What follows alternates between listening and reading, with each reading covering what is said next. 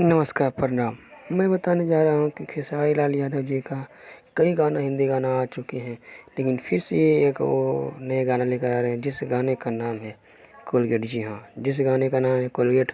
और इस गाने का मतलब कि इस गाने का जो टीजर होता है, झलक होता है, वो मतलब आउट कर दिया गया है। और इस टीजर को मतलब सभी लोग इतना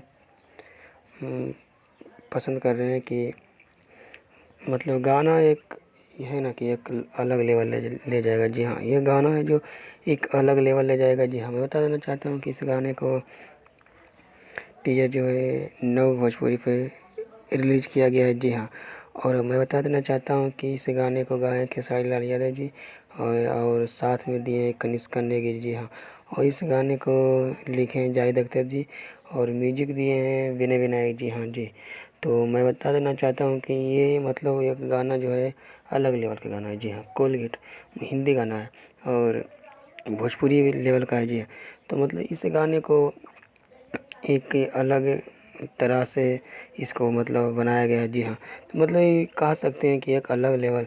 तो देखिए इस गाने को रिलीज किया जाएगा तो कितना मतलब दर्शकों से प्यार दुलार मिलेगा, ये देखने को मिलेगा आप लोग को। जी हाँ, तो चलिए मिलते हैं नेक्स्ट वीडियो में। और हाँ, चैनल पहली बार आए तो चैनल को सब्सक्राइब कीजिए और दोस्तों के पास